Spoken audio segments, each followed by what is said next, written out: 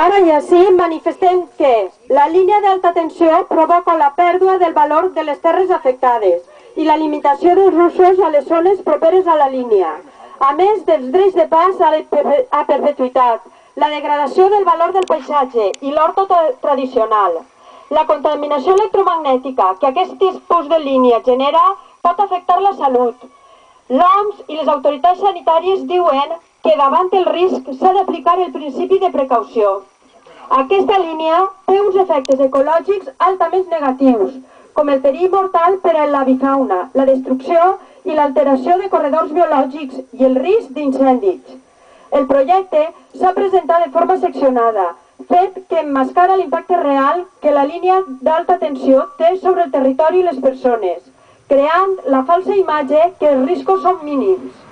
Hi ha hagut una total absència de debat social previ i de consens entre la població, i a pesar de l'opinió en contra tant dels municipis com de les persones afectades, el projecte s'ha imposat amb coaccions, mentides i altres pràctiques similars per part d'Iberdrola. Aquest projecte respon més a l'estratègia comercial de les grans empreses elèctriques que a les necessitats reals de la societat.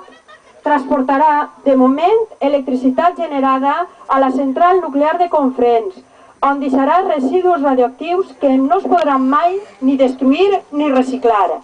I en un futur formarà part del corredor de molta alta tensió que connectarà França amb Marroc.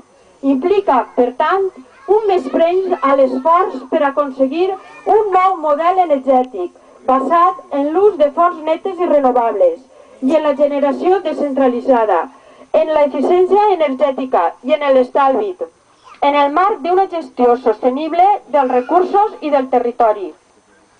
Aquesta línia d'alta tensió no va destinada a millorar les condicions de vida de la població, sinó que està destinada a continuar amb l'especulació urbanística en les zones costaneres, que ja estan saturades i que ja no són sostenibles ambientalment. Per tot això, exigim que l'empresa Iberdrola paralitzi l'execució d'aquest projecte i que la Generalitat Valenciana impedisca la seva execució. Exigim també la no aprovació, la suspensió o la paralització dels projectes urbanístics que no responen a les veritables necessitats de la població del País Valencià, sinó dels interessos merament especulatius d'uns pocs que volen enriquir-se destruint el nostre territori i el nostre patrimoni tant natural com cultural. Us convoquem a les xerrades informatives organitzades pel FUCAT i a les properes marxes a peu a les Torres al Castell del Marinyent, Benifairó de la Valldigna i a Riurau de Rafelguaraf. Ara més que mai, no a l'alta tensió! No, no, no!